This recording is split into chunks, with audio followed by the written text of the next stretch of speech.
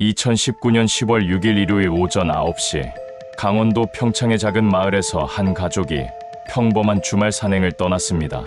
환경운동가인 아버지와 7살 딸이 함께한 단풍 구경이었습니다. 저녁 6시 반까지 돌아오겠다는 약속을 남기고 떠난 두 사람. 하지만 그들은 영원히 돌아오지 않았습니다.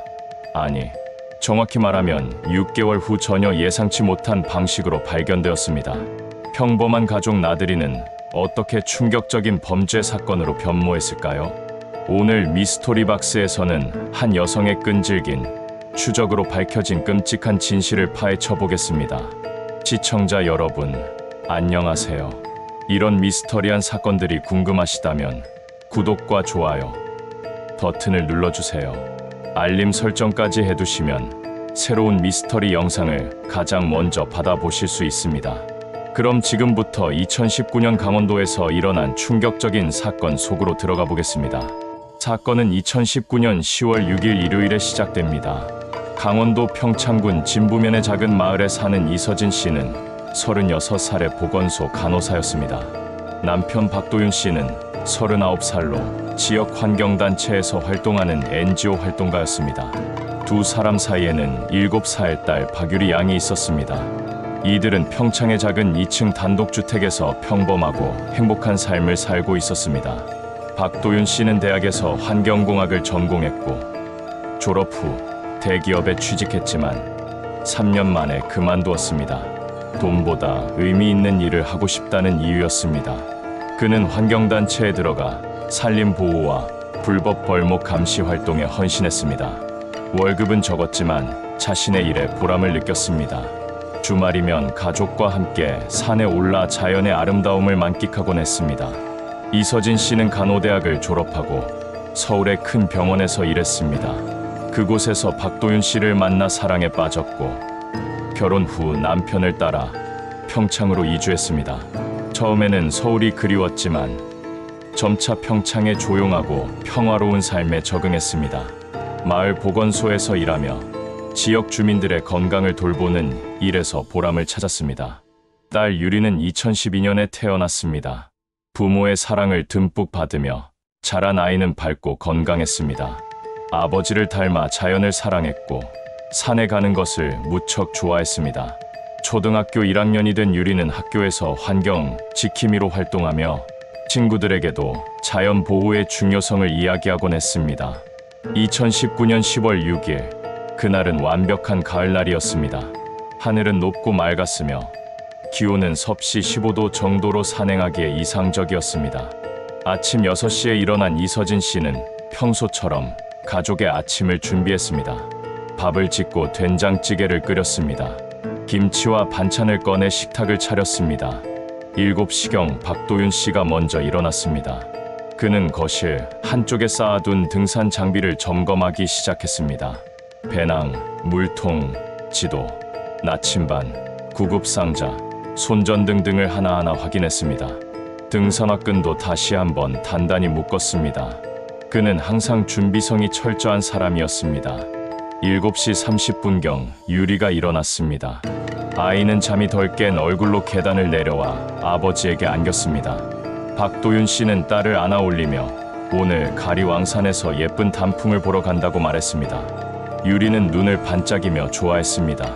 세 사람은 식탁에 둘러앉아 아침을 먹었습니다.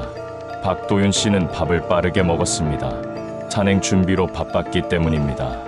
유리는 천천히 밥을 먹으며 창밖의 파란 하늘을 바라봤습니다. 이서진 씨는 남편과 딸을 번갈아 보며 미소 지었습니다. 평범하고 행복한 일요일 아침이었습니다. 8시가 되자 박도윤 씨는 본격적으로 짐을 챙기기 시작했습니다. 큰 배낭에 물 2리터, 김밥, 과일, 초콜릿 등을 넣었습니다. 여벌 옷과 우비도 챙겼습니다. 구급 상자에는 밴드, 소독약, 진통제가 들어 있었습니다. 유리의 작은 배낭에는 간식과 작은 물통을 넣어주었습니다. 8시 30분, 두 사람은 출발 준비를 마쳤습니다. 박도윤 씨는 검은색 다운 재킷을 입었습니다. 등산용 바지와 등산화를 신었습니다. 유리는 분홍색 점퍼를 입었습니다. 귀여운 곰 그림이 그려진 모자도 썼습니다. 작은 등산화를 신은 유리는 거울을 보며 신나했습니다. 이서진 씨는 현관 앞에서 두 사람을 배웅했습니다. 박도윤 씨가 차 키를 주머니에서 꺼냈습니다. 유리는 엄마에게 뽀뽀하고 신이 나서 폴짝폴짝 뛰었습니다. 이서진 씨는 조심해서 다녀오라고 말했습니다. 박도윤 씨는 저녁 6시 반 전에 돌아올 거라고 약속했습니다. 박도윤 씨의 SUV는 마당에 주차되어 있었습니다. 2010년식 검은색 차량으로 중고로 산 지 5년 정도 된 차였습니다. 차체에 작은 흠집이 몇 개 있었지만 엔진은 튼튼했습니다. 박도윤 씨는 자동차 관리에 신경을 많이 썼습니다. 정기적으로 점검을 받았고 타이어와 오일도 자주 교체했습니다. 박도윤 씨가 운전석에 올라탔습니다. 유리는 뒷좌석에 앉았습니다. 카시트는 작년에 뗐지만 안전벨트는 꼭 매게 했습니다. 박도윤 씨는 뒤를 돌아보며 딸의 안전벨트를 확인했습니다. 그리고 시동을 걸었습니다. 오전 9시 정각, 차가 천천히 출발했습니다. 이서진 씨는 마당에서 손을 흔들었습니다. 차가 골목을 빠져나가는 모습을 끝까지 지켜봤습니다. 유리의 작은 손이 뒤슈리 너머로 보였습니다. 차가 모퉁이를 돌아 사라졌습니다. 이서진 씨는 한참 동안 그 자리에 서 있었습니다. 이것이 남편과 딸을 본 마지막 모습이 될 줄은 꿈에도 몰랐습니다. 집으로 돌아온 이서진 씨는 설거지를 시작했습니다. 그릇을 씻고 식탁을 닦았습니다. 거실을 청소하고 진공청소기로 먼지를 빨아들였습니다. 빨래를 돌리고 침대 시트를 갈았습니다. 평소 일요일과 다르지 않은 일상이었습니다. 10시쯤 마당에 나가 빨래를 널었습니다. 가을 햇살이 따스했습니다. 하늘은 구름 한 점 없이 맑았습니다. 마당의 감나무 아래서 올려다보니 빨간 감이 주렁주렁 익어가고 있었습니다. 참새 몇 마리가 나무 위에서 지저귀고 있었습니다. 11시가 되자 이웃집 할머니가 담 너머로 인사했습니다. 좋은 날씨라는 말과 함께 남편과 딸은 어디 갔냐고 물었습니다. 이서진 씨는 가리왕산으로 단풍 구경 갔다고 대답했습니다. 할머니는 좋겠다며 조심해서 다녀오라고 전하라고 했습니다. 점심때가 되어 이서진 씨는 간단히 국수를 삶아 먹었습니다. 혼자 먹는 점심은 조용했습니다. 텔레비전을 켜서 주말 예능 프로그램을 봤습니다. 화면 속 사람들이 웃고 떠들었지만 집 안은 고요했습니다. 오후 1시 이서진 씨는 소파에 앉아 책을 읽었습니다. 요즘 읽고 있던 소설이었습니다. 하지만 내용이 잘 들어오지 않았습니다. 자꾸 남편과 딸 생각이 났습니다. 지금쯤 산 어디쯤 올라갔을까? 유리가 힘들어하지는 않을까? 오후 2시경 이서진 씨는 남편에게 전화를 걸었습니다. 점심은 먹었는지 확인하고 싶었습니다. 전화기를 귀에 대고 신호음을 기다렸습니다. 그러나 전화는 연결되지 않았습니다. 고객님께서 전화를 받을 수 없습니다. 라는 안내 멘트만 나왔습니다. 전원이 꺼져 있다는 뜻이었습니다.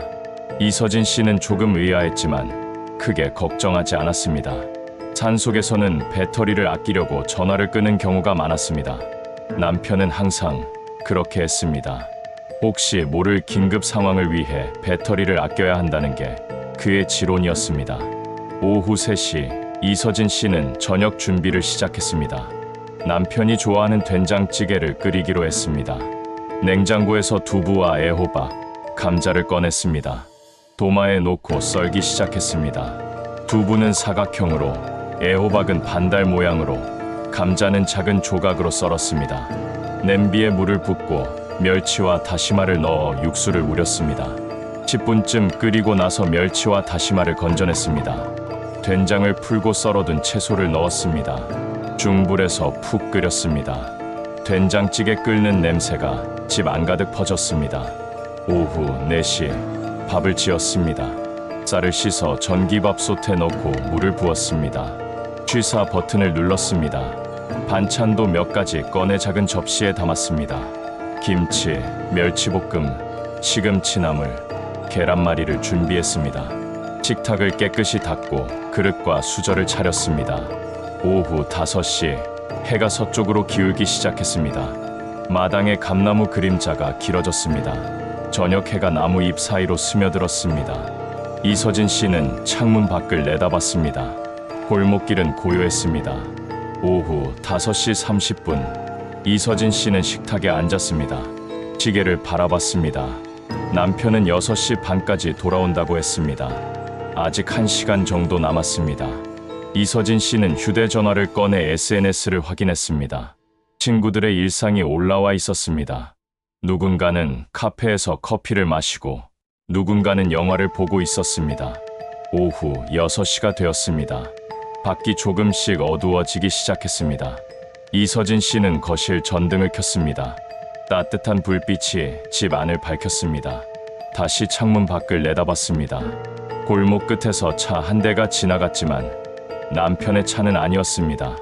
오후 6시 30분, 약속된 시간이 되었습니다. 이서진 씨는 현관으로 나가 밖을 살펴봤습니다. 골목길은 비어 있었습니다. 차 소리도 들리지 않았습니다. 이서진 씨는 다시 집 안으로 들어왔습니다. 조금 늦어지는 것이겠지 라고 생각했습니다. 산행은 예상보다 시간이 더 걸릴 수 있었습니다. 오후 7시, 밖이 완전히 어두워졌습니다. 가로등이 하나둘 켜지기 시작했습니다. 이서진 씨는 다시 남편에게 전화를 걸었습니다. 여전히 꺼져 있었습니다. 이제 조금 불안해지기 시작했습니다. 혹시 길을 잃은 건 아닐까? 다친 건 아닐까? 이서진 씨는 남편의 직장 동료에게 전화를 걸었습니다. 혹시 박도윤 씨에게서 연락이 왔는지 확인하고 싶었습니다. 동료는 아무 연락도 받지 못했다고 답했습니다. 그리고 산에서는 늦어질 수 있으니 조금 더 기다려보라고 조언했습니다. 오후 7시 30분, 이서진 씨는 다시 창밖을 내다봤습니다. 어둠이 깔려 있었습니다. 찬 바람이 불었습니다. 가을밤, 기온이 많이 내려간 것 같았습니다. 산속은 더 추울 텐데 유리가 춥지는 않을까 걱정이 되었습니다. 오후 8시, 이서진 씨는 더 이상 가만히 있을 수 없었습니다. 외투를 걸치고 밖으로 나갔습니다. 골목을 따라 마을 입구까지 걸어갔습니다. 큰 도로가 보였습니다.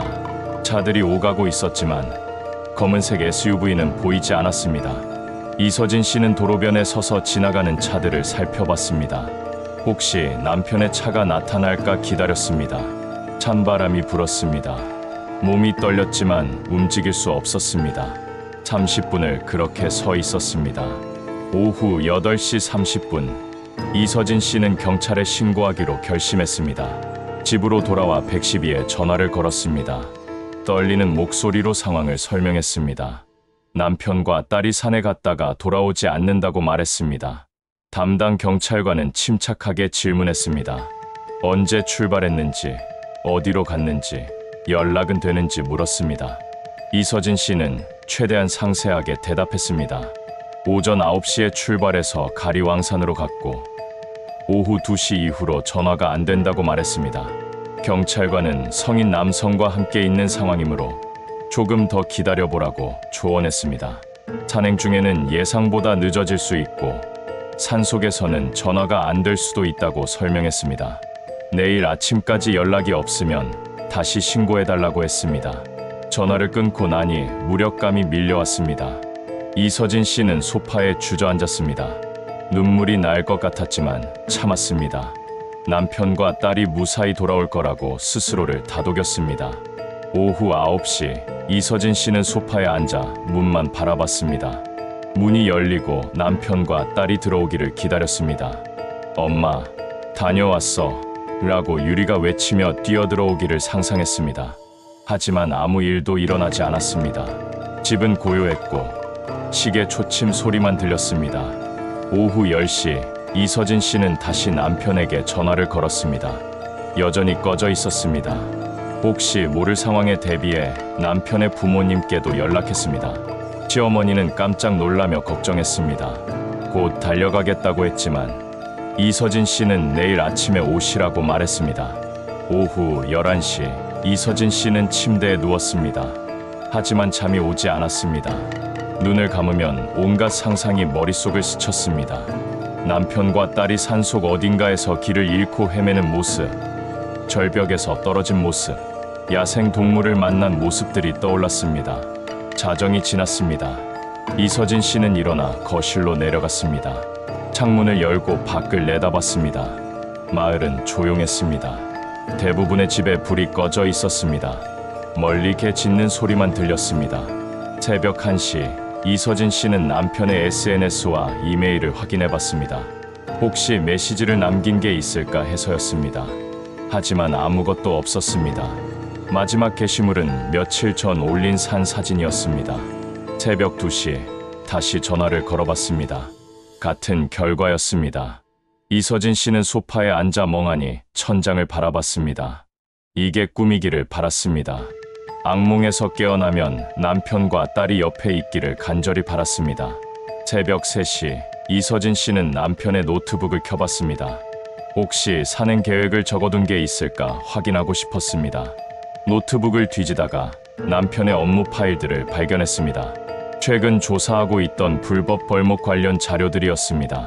사진과 문서가 가득했습니다. 새벽 4시, 창밖이 조금씩 밝아오기 시작했습니다. 동쪽 하늘이 희끗해졌습니다. 긴긴 밤이 지나가고 있었습니다. 이서진 씨는 소파에서 일어나 세수를 했습니다. 거울 속 자신의 얼굴이 창백했습니다. 눈 밑에 다크서클이 짙게 드리워져 있었습니다. 새벽 5시, 이서진 씨는 커피를 내렸습니다.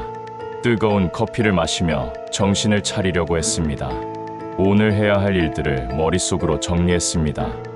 경찰에 다시 신고하고 수색에 나서야 했습니다. 새벽 6시, 해가 떠올랐습니다. 새로운 날이 밝았지만 남편과 딸은 여전히 돌아오지 않았습니다. 이서진 씨는 즉시 경찰서에 전화를 걸었습니다. 어젯밤 신고했던 상황을 다시 설명했습니다. 밤새 연락이 없었고 지금도 전화가 안 된다고 말했습니다. 이번에는 경찰의 반응이 달랐습니다. 상황이 심각하다고 판단한 담당자는 즉시 출동하겠다고 했습니다. 이서진 씨는 안도의 한숨을 쉬었습니다. 드디어 본격적인 수색이 시작되는 것이었습니다. 오전 7시경 경찰차 2대가 이서진 씨의 집 앞에 도착했습니다. 경찰관 4명이 내렸습니다. 그중 1명은 평창경찰서 생활안전과 소속인 김영사였습니다. 40대 중반으로 보이는 김영사는 차분하고 침착한 인상이었습니다. 김영사는 이서진 씨와 악수를 나누고 집 안으로 들어왔습니다. 거실 소파에 앉아 상황을 자세히 물었습니다. 이서진 씨는 어제 아침부터 지금까지의 일을 시간 순서대로 설명했습니다. 김영사는 노트에 꼼꼼히 기록했습니다. 김영사는 박도윤 씨의 차량 번호를 확인했습니다. 차종과 색상, 출고 연도도 물었습니다. 박도윤 씨와 유리 양의 인적사항도 상세히 기록했습니다. 키와 몸무게, 당일 입고 나간 옷차림까지 물었습니다. 오전 7시 30분, 경찰은 즉시 가리왕산 일대로 출동했습니다. 이서진 씨도 함께 가겠다고 했습니다. 김영사는 잠시 고민하다가 허락했습니다. 혹시 모를 상황에 대비해 가족이 함께 있는 것도 도움이 될 수 있었습니다. 경찰차를 타고 가리왕산으로 향했습니다. 평창에서 가리왕산 등산로 입구까지는 차로 약 30분 거리였습니다. 구불구불한 산길을 따라 올라갔습니다. 이서진 씨는 창밖을 내다보며 남편의 차를 찾으려 했습니다. 오전 8시경 가리왕산 등산로 입구 주차장에 도착했습니다. 넓은 주차장이었습니다. 평일이라 차가 많지 않았습니다. 10대 정도의 차량이 띄엄띄엄 주차되어 있었습니다. 경찰관들은 주차장을 돌며 박도윤 씨의 차를 찾기 시작했습니다. 오전 8시 20분경 주차장 한쪽 구석에서 검은색 SUV를 발견했습니다. 번호판을 확인한 결과 박도윤 씨의 차량이 맞았습니다. 이서진 씨는 차를 보자마자 달려갔습니다. 차 안을 들여다봤지만 아무도 없었습니다. 김영사가 차량 외관을 살펴봤습니다. 특별한 손상은 없었습니다. 범퍼나 문짝에 긁힌 자국도 없었습니다. 타이어도 정상이었습니다. 외관상으로는 사고가 난 것처럼 보이지 않았습니다. 차문을 열어보니 잠겨 있지 않았습니다. 김영사가 조심스럽게 운전석 문을 열었습니다. 내부를 확인했습니다. 운전석과 조수석은 깨끗했습니다. 특별한 물건이나 흔적이 없었습니다. 뒷좌석을 확인했습니다. 유리 양의 작은 배낭이 놓여 있었습니다. 분홍색 배낭이었습니다. 김영사가 배낭을 열어봤습니다. 안에는 물통과 간식이 그대로 들어 있었습니다. 유리가 챙겨간 초콜릿과 사탕도 그대로였습니다. 트렁크를 열었습니다. 여분의 물 2리터와 간식 몇 개가 놓여 있었습니다. 우비와 여벌 옷도 있었습니다. 모두 출발할 때 챙긴 물건들이었습니다. 가장 이상한 것은 조수석에 놓인 큰 배낭이었습니다. 박도윤 씨의 등산 배낭이었습니다. 김영사가 배낭을 열어봤습니다. 물통, 지도, 나침반, 무전기, 구급상자가 모두 들어 있었습니다. 산행을 갔다면 당연히 가져갔어야 할 물건들이었습니다. 김영사는 고개를 갸우뚱했습니다. 산에 갔다면서 배낭을 두고 갔다는 게 이상했습니다. 물도 없이 산에 오른다는 것은 말이 안 됐습니다. 더욱이 7살 아이와 함께라면 더더욱 그랬습니다. 운전석 선바이저를 확인했습니다. 차 키가 거기 꽂혀 있었습니다. 평소 박도윤 씨가 여분의 키를 보관하던 곳이었습니다. 하지만 출발할 때 사용한 키는 어디에 있을까요? 김영사는 차량 내부를 더 자세히 조사했습니다. 글러브 박스를 열어봤습니다. 차량 등록증과 보험 서류가 들어 있었습니다. 휴지와 물티슈도 있었습니다. 특별한 것은 없었습니다. 운전석 옆 수납 공간도 확인했습니다. 동전 몇 개와 영수증 몇 장이 있었습니다. 영수증은 최근 주유소에서 기름을 넣은 것이었습니다. 날짜는 10월 5일, 바로 전날이었습니다. 뒷좌석 밑도 살펴봤습니다. 유리가 떨어뜨린 듯한 색연필 한 자루가 굴러다니고 있었습니다. 그 외에는 아무것도 없었습니다. 김영사는 주차장 주변을 둘러봤습니다. CCTV가 있는지 확인하고 싶었습니다. 주차장 입구에 오래된 CCTV 한 대가 있었습니다. 하지만 각도상 주차 공간 전체를 다 비추지는 못하는 것 같았습니다. 오전 9시 경찰은 등산로 관리사무소에 연락했습니다. 관리인이 나와서 상황을 듣고 협조하겠다고 했습니다. CCTV 영상을 확인할 수 있게 해주겠다고 했습니다. 김영사와 이서진 씨는 관리사무소로 갔습니다. 작은 컨테이너 건물이었습니다. 관리인은 60대 정도의 남성이었습니다. 그는 컴퓨터를 켜서 CCTV 영상을 재생했습니다. 10월 6일 일요일 오전 9시경의 영상이 재생되었습니다. 여러 대의 차량이 주차장으로 들어오는 모습이 보였습니다. 등산객들이 차에서 내려 배낭을 메고 등산로로 향했습니다. 오전 9시 25분경 검은색 SUV가 화면에 나타났습니다. 박도윤 씨의 차가 분명했습니다. 차는 주차장 구석으로 천천히 이동했습니다. 그리고 주차했습니다. 하지만 이상한 점이 있었습니다. 차에서 아무도 내리지 않았습니다. 운전석 문도, 뒷좌석 문도 열리지 않았습니다. 차는 그냥 그 자리에 멈춰 있었습니다. 5분쯤 지났습니다. 여전히 차 안에서 아무도 나오지 않았습니다.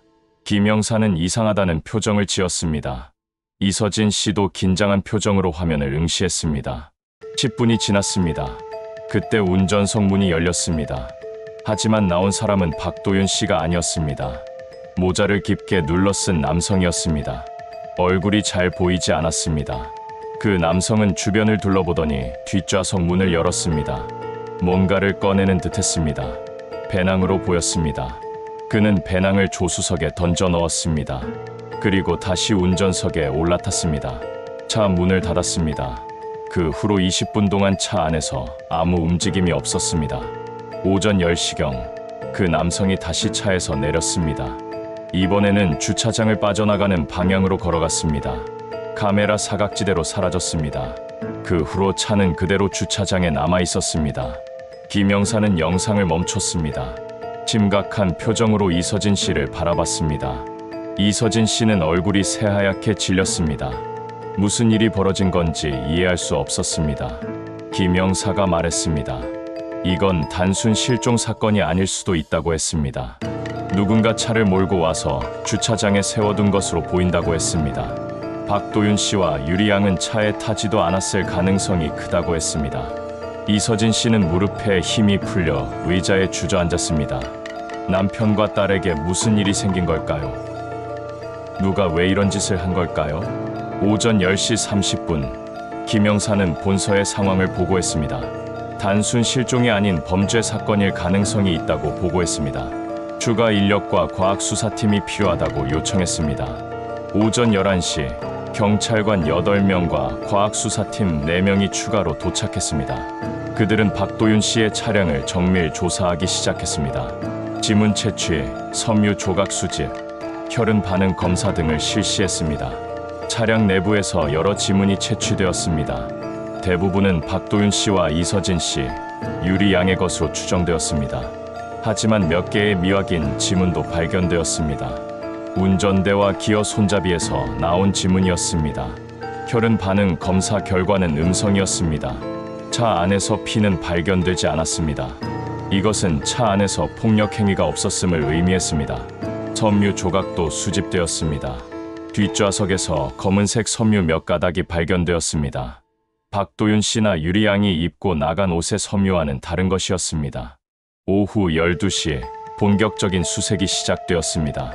경찰관 12명과 소방구조대원 8명이 가리왕산 등산로를 따라 수색에 나섰습니다. 이서진 씨도 함께 참여하고 싶다고 했지만 김영사는 만류했습니다. 혹시 모를 연락에 대기하는 것이 좋다고 설득했습니다. 수색팀은 등산로를 따라 올라가며 꼼꼼히 주변을 살폈습니다. 길 양쪽의 숲속도 확인했습니다. 혹시 길을 벗어나 쓰러져 있을 수도 있었습니다. 하지만 오후 3시까지 아무것도 발견하지 못했습니다.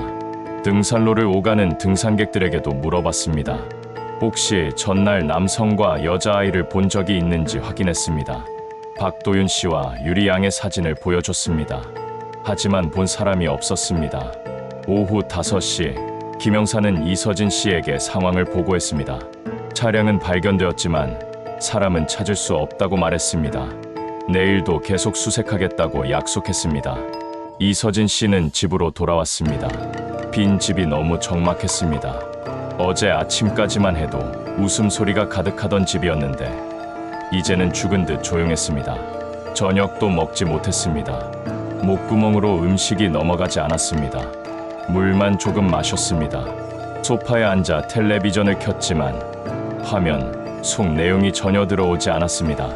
밤 10시 시어머니가 도착했습니다. 서울에서 차를 몰고 내려온 것이었습니다. 시어머니는 이서진 씨를 끌어안고 함께 울었습니다. 두 사람은 말없이 서로를 위로했습니다. 10월 8일 화요일, 수색 범위가 대폭 확대되었습니다. 경찰, 소방, 산림청, 그리고 자원봉사자까지 총 50여 명이 수색에 투입되었습니다. 구조견 2마리도 동원되었습니다. 수색팀은 가리왕산 전체를 여러 구역으로 나누어 체계적으로 수색했습니다. 등산로는 물론이고 등산로를 벗어난 계곡과 절벽, 깊은 숲속까지 모두 확인했습니다. 헬리콥터도 동원되어 상공에서 열화상 카메라로 수색했습니다. 하지만 이틀이 지나도록 아무런 단서도 발견되지 않았습니다. 옷가지 한 조각도, 발자국 하나도 발견되지 않았습니다. 두 사람이 마치 공기 중으로 증발해버린 것 같았습니다. 10월 10일 목요일, 경찰은 수사 방향을 바꾸기 시작했습니다. 박도윤 씨의 최근 활동을 조사하기로 한 것입니다. 혹시 누군가와 갈등이 있었는지, 위협을 받은 적은 없는지 확인하기로 했습니다. 김영사는 박도윤 씨의 직장인 환경단체를 방문했습니다. 동료들을 만나 이야기를 들었습니다. 동료들은 박도윤 씨가 최근 큰 프로젝트를 진행하고 있었다고 증언했습니다. 박도윤 씨는 평창 지역의 불법 벌목을 조사하고 있었습니다. 몇 달 전부터 산림이 무단으로 훼손되는 사례를 추적하고 있었습니다. 증거 사진을 찍고 문서를 수집하고 있었습니다. 동료 중 한 명이 말했습니다. 박도윤 씨가 최근 들어 조심스러워했다고 했습니다. 누군가 자신을 미행하는 것 같다고 말한 적이 있다고 했습니다. 그리고 집에 이상한 전화가 몇 번 걸려왔다고도 했습니다. 김영사는 더 자세한 내용을 물었습니다. 동료는 박도윤 씨가 정혜권이라는 사업가를 주목하고 있었다고 말했습니다. 정혜권 씨는 평창 지역에서 부동산 개발 사업을 하는 인물이었습니다. 여러 건의 산림 훼손 의혹을 받고 있었습니다. 박도윤 씨는 정혜권 씨의 불법 행위를 입증할 결정적 증거를 확보하려고 했습니다. 밤늦게까지 산속을 돌아다니며 현장을 촬영했습니다. 트럭 번호판을 확인하고 벌목 업체를 추적했습니다. 동료는 박도윤 씨가 9월 말경 중요한 증거를 확보했다고 말한 적이 있다고 했습니다. 정혜권 씨의 불법 행위를 확실히 입증할 수 있는 증거라고 했습니다. 곧 검찰에 고발하겠다고 했습니다. 김 형사는 이 정보가 매우 중요하다고 판단했습니다. 박도윤 씨의 실종이 단순 사고가 아닐 수 있었습니다. 누군가 그를 제거하려 했을 가능성이 있었습니다. 10월 11일 금요일, 경찰은 박도윤 씨의 노트북을 압수했습니다. 이서진 씨의 동의를 받아 집에서 가져왔습니다. 디지털 포렌식 팀이 노트북을 분석하기 시작했습니다.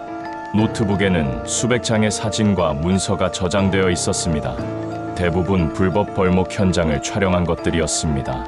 살림이 훼손된 모습, 트럭이 나무를 싣고 가는 모습, 벌목 작업을 하는 인부들의 모습이 담겨 있었습니다. 문서 파일도 많았습니다. 정혜권 씨의 회사 정보, 토지 소유 현황, 사업 허가 내역 등이 정리되어 있었습니다. 박도윤 씨는 몇 달간 치밀하게 조사를 진행한 것으로 보였습니다. 특히 주목할 만한 것은 암호로 보호된 폴더였습니다. 디지털 포렌식 팀이 암호를 해독하는 데 하루가 걸렸습니다. 폴더가 열렸을 때 그 안에는 충격적인 내용이 들어 있었습니다. 2019년 9월 25일에 촬영된 동영상이었습니다. 어둠 속에서 촬영된 영상이었지만 내용은 선명했습니다. 대형 트럭 여러 대가 불법으로 벌목한 나무를 싣고 있었습니다. 그리고 그 현장을 지휘하는 남성의 모습도 보였습니다. 디지털 포렌식 팀은 그 남성의 얼굴을 확대했습니다. 정혜권 씨가 분명했습니다.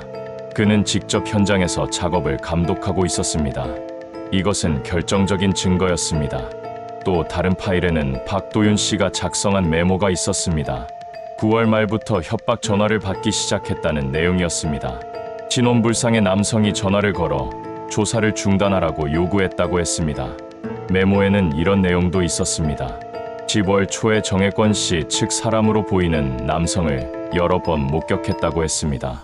집 앞에서, 직장 근처에서, 심지어 유리의 학교 앞에서도 봤다고 했습니다.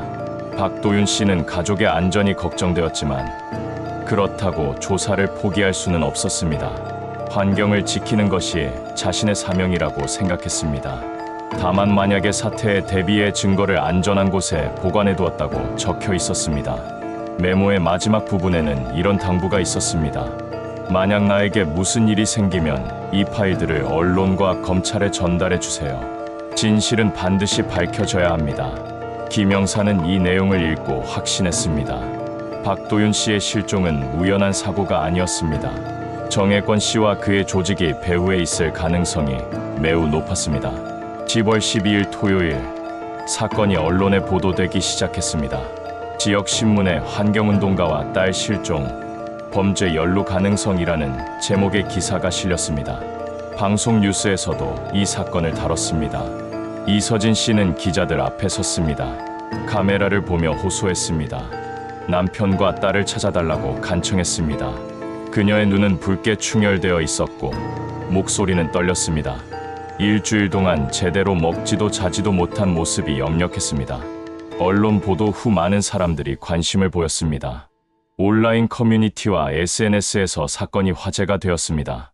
많은 사람들이 수색에 자원봉사로 참여하겠다고 나섰습니다. 10월 13일 일요일, 실종 일주일째 되는 날이었습니다. 100여 명의 자원봉사자들이 가리왕산으로 모여들었습니다. 서울, 인천, 대전 등 전국 각지에서 온 사람들이었습니다. 자원봉사자들은 경찰의 지휘를 받으며 체계적으로 수색에 참여했습니다. 산을 여러 구역으로 나누어 빠짐없이 확인했습니다. 하지만 이날도 아무런 성과가 없었습니다. 마을 주민들의 증언도 수집되었습니다. 한 주민은 10월 5일 토요일 저녁 마을 근처에서 대형 트럭 서너 대가 이동하는 것을 봤다고 증언했습니다. 평소에는 볼 수 없는 차량들이었다고 했습니다. 또 다른 주민은 10월 6일 일요일 오전 산 쪽에서 이상한 소리를 들었다고 했습니다. 사람들이 고함을 지르는 것 같았지만 확실하지는 않다고 했습니다. 당시에는 등산객들의 소리려니 했다고 합니다. 10월 15일 화요일, 경찰은 정혜권 씨를 참고인 조사했습니다. 그를 경찰서로 소환해 박도윤 씨와의 관계에 대해 물었습니다. 정혜권 씨는 차분하게 대답했습니다. 그는 박도윤 씨를 만난 적이 없다고 주장했습니다. 환경단체에서 자신에 대해 조사하고 있다는 것은 알고 있었지만 직접 접촉한 적은 없다고 했습니다. 10월 6일에는 서울에 있었으며 알리바이를 제시했습니다. 하지만 경찰은 정혜권 씨를 계속 주시하기로 했습니다. 그의 직원들과 사업 파트너들도 조사를 확대했습니다. 그 과정에서 의문스러운 점들이 발견되기 시작했습니다. 정혜권 씨의 회사 직원 몇 명이 10월 6일 평창 지역에 있었다는 정황이 포착되었습니다. 그들의 휴대전화 위치 추적 결과가 이를 뒷받침했습니다. 하지만 그들은 업무상 이동이었다고 주장했습니다. 10월 20일 일요일, 수색이 시작된 지 2주가 지났습니다. 경찰은 공식적인 대규모 수색을 종료했습니다. 인력과 예산의 한계 때문이었습니다. 다만 소규모로 수색을 계속하고 사건 수사는 계속 진행하기로 했습니다. 이서진 씨는 절망에 빠졌습니다. 수색이 중단된다는 것은 희망이 사라진다는 의미처럼 느껴졌습니다. 하지만 그녀는 포기할 수 없었습니다. 혼자서라도 남편과 딸을 찾기로 결심했습니다. 매일 가리왕산에 올라갔습니다. 등산로를 벗어나 위험한 곳까지 들어갔습니다. 가시덤 불에 긁히고 넘어져도 개의치 않았습니다. 혹시 모를 단서를 찾기 위해 산속을 헤맸습니다. 10월 25일 금요일 저녁, 이서진 씨는 마을의 작은 식당에서 저녁을 먹고 있었습니다. 혼자 먹기 힘든 날이었지만 시어머니의 권유로 나온 것이었습니다. 식당 구석자리에 앉아 조용히 식사를 하고 있었습니다. 그때 옆 테이블에서 이상한 대화가 들렸습니다. 두 남자가 술을 마시며 이야기하고 있었습니다. 이서진 씨는 귀를 기울였습니다. 한 남자가 말했습니다. 사장님이 요즘 예민하시더라. 조심하라고 하시던데. 다른 남자가 대답했습니다. 그럴 만도 하지. 큰일 날 뻔했잖아. 첫 번째 남자가 다시 말했습니다. 그래도 잘 수습했잖아. 이제 조용해질 거야. 이서진 씨의 심장이 빠르게 뛰기 시작했습니다. 저 사람들이 혹시 남편 사건과 관련이 있는 건 아닐까? 그녀는 조용히 자리에서 일어나 밖으로 나왔습니다. 그리고 김영사에게 전화를 걸었습니다. 다음 날 김영사는 그 두 남자를 찾아 조사했습니다. 그들은 정혜권 씨의 회사 직원들이었습니다. 김영사가 그들을 경찰서로 소환해 조사했습니다. 처음에는 아무것도 모른다고 잡아댔지만 점차 진술이 흔들리기 시작했습니다. 한 명은 결국 일부를 자백했습니다. 10월 초에 회사로부터 특별한 지시를 받았다고 했습니다. 누군가를 감시하라는 지시였습니다. 그 대상이 박도윤 씨였습니다. 하지만 실종 사건과의 직접적인 연관성은 부인했습니다. 그저 박도윤 씨의 동선을 파악하고 보고만 했을 뿐이라고 주장했습니다. 11월에 접어들면서 사건은 미궁에 빠지는 듯했습니다. 결정적인 증거가 부족했습니다. 정황상 정혜권 씨와 관련이 있는 것 같았지만 법적으로 입증하기에는 부족했습니다. 11월 중순, 이서진 씨는 다른 방법을 시도하기로 결심했습니다. 언론에 직접 제보하기로 한 것입니다. 남편의 노트북에서 발견한 파일들을 복사해 서울의 탐사보도 프로그램에 연락했습니다. 탐사보도팀은 즉시 관심을 보였습니다.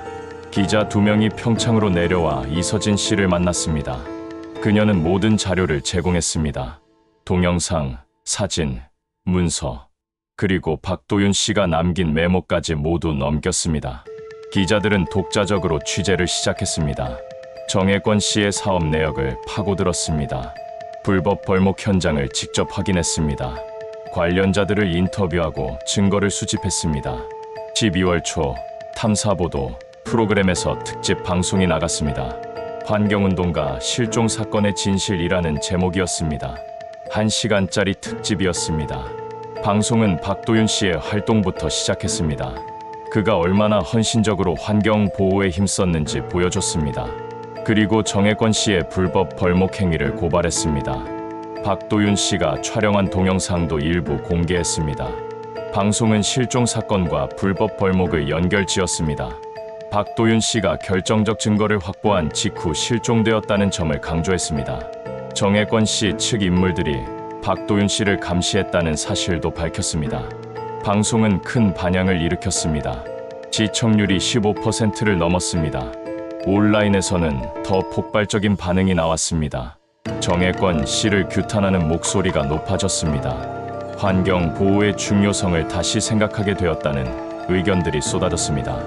여론이 들끓자 검찰이 움직이기 시작했습니다. 12월 15일 검찰은 정혜권 씨와 그의 회사를 압수수색했습니다. 검사 4명과 수사관 10명이 회사에 들이닥쳤습니다. 회사 서류와 컴퓨터를 압수했습니다. 직원들의 휴대전화도 제출받았습니다. 정혜권 씨의 개인 사무실도 샅샅이 뒤졌습니다. 압수한 자료를 분석한 결과 충격적인 사실들이 드러났습니다. 정혜권 씨의 회사는 지난 3년간 조직적으로 불법 벌목을 자행했습니다. 수십억 원의 부당 이득을 챙겼습니다. 특히 2019년 10월 초에 작성된 내부 문서들이 주목받았습니다. 박도윤 문제 해결 방안이라는 제목의 문서가 있었습니다. 박도윤 씨를 어떻게 처리할 것인가에 대한 논의가 담겨 있었습니다. 문서에는 여러 방안이 제시되어 있었습니다. 회유, 협박, 그리고 물리적 제거까지 검토했습니다. 마지막에는 10월 6일 실행이라는 메모가 있었습니다. 12월 20일 정혜권 씨의 직원 1명이 검찰에 자진 출두했습니다. 30대 남성으로 회사에서 현장 관리를 담당하던 인물이었습니다. 그는 양심의 가책을 느껴 진실을 밝히겠다고 했습니다. 그의 진술은 충격적이었습니다. 2019년 10월 6일 박도윤 씨와 유리 양은 실제로 가리왕산으로 출발했습니다. 하지만 등산로에 도착하기 전에 납치되었습니다. 정혜권 씨의 부하 3명이 도중에 차를 가로막았습니다. 산길 중간쯤 인적이 드문 곳이었습니다. 그들은 박도윤 씨의 차를 강제로 세웠습니다. 박도윤 씨가 차에서 내리자 그들은 즉시 그를 제압했습니다. 박도윤 씨는 저항했지만 3명을 당해낼 수 없었습니다. 유리 양은 뒷좌석에서 울며 아빠를 불렀습니다. 범인들은 박도윤 씨와 유리 양을 검은색 승합차에 태웠습니다. 그리고 박도윤 씨의 SUV를 가리왕산 주차장으로 몰고 갔습니다. 마치 그들이 산행을 온 것처럼 위장하기 위해서였습니다. 박도윤 씨와 유리 양은 산속 깊은 곳으로 끌려갔습니다. 가리왑산 계곡 깊숙한 곳에 폐쇄된 산장이 있었습니다. 20년 전에 지어진 건물로 지금은 아무도 사용하지 않는 곳이었습니다. 그곳에서 박도윤 씨는 며칠간 감금되었습니다. 정혜권 씨의 부하들은 증거를 파기하고 입을 다물라고 협박했습니다. 박도윤 씨는 끝까지 거부했습니다. 폭력이 가해졌습니다. 박도윤 씨는 여러 차례 구타당했습니다. 음식과 물도 제대로 주어지지 않았습니다. 며칠 만에 건강이 급격히 악화되었습니다. 유리 양은 다른 방에 따로 감금되었습니다. 아이를 인질로 삼아 박도윤 씨를 압박하려는 의도였습니다. 유리는 무서워서 계속 울었습니다. 자진 출두한 직원의 진술에 따르면 박도윤 씨는 10월 13일경 사망했습니다. 지속적인 폭행과 열악한 환경이 원인이었습니다. 범인들은 당황했지만 이미 돌이킬 수 없었습니다. 그들은 시신을 산속 깊은 곳에 은닉했습니다. 깊은 계곡의 바위 틈에 숨겼습니다. 아무도 찾을 수 없는 곳이었습니다. 유리 양은 어떻게 되었을까요? 범인들은 아이까지 살해하는 것은 너무 위험하다고 판단했습니다. 정혜권 씨도 아이를 죽이는 것은 반대했습니다. 그들은 유리 양을 다른 곳으로 옮기기로 결정했습니다. 10월 중순 유리를 강원도 다른 지역의 한 폐가로 데려갔습니다. 음식과 물을 두고 문을 열어둔 채 떠났습니다. 7살 아이에게는 너무나 가혹한 상황이었습니다. 유리는 며칠간 혼자 그 집에 있었습니다. 주의와 공포 속에서 울며 부모를 불렀습니다. 10월 20일경 인근을 지나던 등산객이 폐가에서 나는 소리를 듣고 신고했습니다. 경찰이 출동해 유리를 발견했습니다. 아이는 극심한 영양실조와 탈수, 저체온증을 보였습니다. 유리는 즉시 병원으로 이송되었습니다. 응급 치료를 받았습니다. 다행히 생명에는 지장이 없었습니다. 하지만 심각한 심리적 트라우마를 입은 상태였습니다. 당시 경찰은 유리의 신원을 즉시 파악하지 못했습니다. 유리는 너무 어리고 충격이 커서 자신의 이름이나 집 주소를 말하지 못했습니다. 사건의 공포로 인해 기억 상실 증세를 보였습니다. 경찰은 실종 아동 데이터베이스와 대조했어야 했지만 행정착오로 이루어지지 않았습니다. 유리는 심원 미상의 아동으로 분류되어 보호시설로 보내졌습니다. 유리는 그곳에서 몇 달을 보냈습니다. 심리 치료를 받았지만 기억은 돌아오지 않았습니다. 자신이 누구인지, 부모가 누구인지 전혀 기억하지 못했습니다. 2020년 3월 검찰 수사가 본격화되면서 유리의 행방도 추적되었습니다. 자진 출두한 직원의 진술을 바탕으로 폐가 위치를 확인했습니다. 그리고 그 시기에 발견된 미아 기록을 찾았습니다. 보호시설에 있던 아이가 박유리 양일 가능성이 제기되었습니다. DNA 검사를 실시했습니다. 이서진 씨의 DNA와 대조한 결과 99.9% 일치했습니다. 그 아이가 유리였습니다. 2020년 4월 15일 이서진 씨는 6개월 만에 딸과 재회했습니다. 병원에서 이루어진 만남이었습니다. 유리는 어머니를 알아보지 못했습니다. 기억을 잃은 상태였기 때문입니다. 이서진 씨는 딸을 끌어안고 한참을 울었습니다. 유리는 처음에는 낯설어했지만 엄마의 품에서 조금씩 안정을 찾아갔습니다. 오랜 시간이 걸렸지만 유리는 조금씩 엄마를 받아들이기 시작했습니다. 하지만 박도윤 씨는 돌아올 수 없었습니다. 2020년 4월 말 범인의 자백에 따라 시신이 발견되었습니다. 가리왕산 깊은 계곡의 바위 틈이었습니다. 유전자 검사 결과 박도윤 씨로 확인되었습니다. 이서진 씨는 남편의 시신을 확인하고 무너졌습니다. 희망을 품고 있었지만 결국 최악의 결과였습니다. 하지만 적어도 진실은 밝혀졌습니다. 그리고 딸은 되찾았습니다. 2020년 6월 정혜권 씨와 공범 5명에 대한 재판이 시작되었습니다.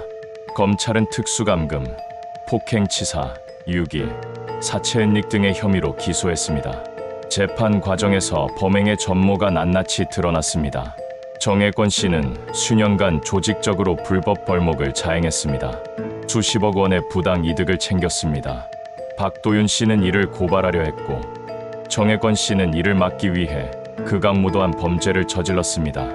이서진 씨는 법정의 증인으로 출석했습니다.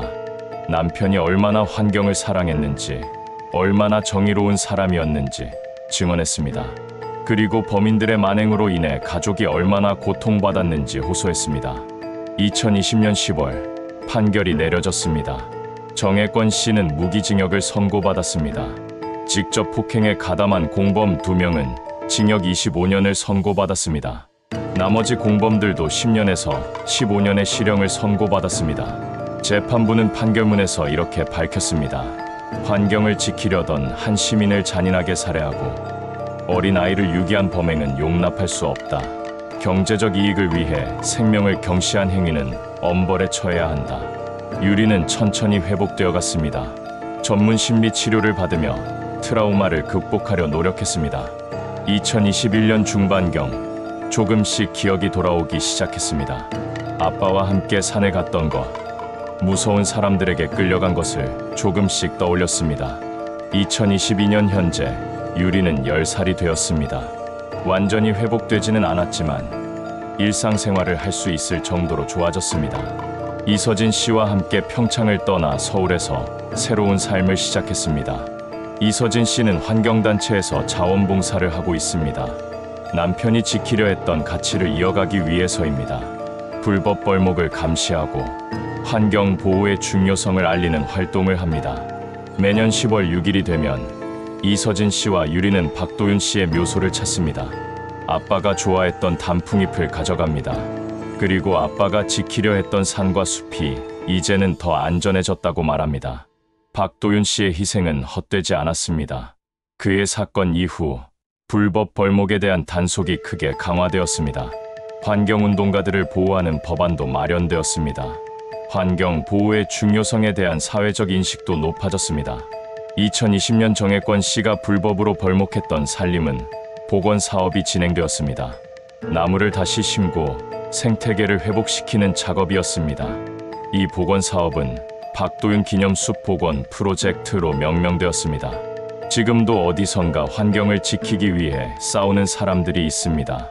그들에게 박도윤 씨의 이야기는 용기와 희망의 메시지가 됩니다. 진실은 반드시 밝혀진다는 것, 정의는 결국 승리한다는 것을 보여주기 때문입니다. 오늘도 미스토리박스는 의미 있는 이야기들을 전해드립니다. 구독과 좋아요, 그리고 여러분의 소중한 댓글은 저희에게 큰 힘이 됩니다. 다음 영상에서 또 만나요. 본 채널의 모든 콘텐츠는 엔터테인먼트 목적으로 제작되었습니다. 일부 실제 사건에서 영감을 얻은 창작 콘텐츠이며 등장하는 인물, 장소, 사건은 모두 허구로 특정 단체, 종교, 인물과는 무관합니다.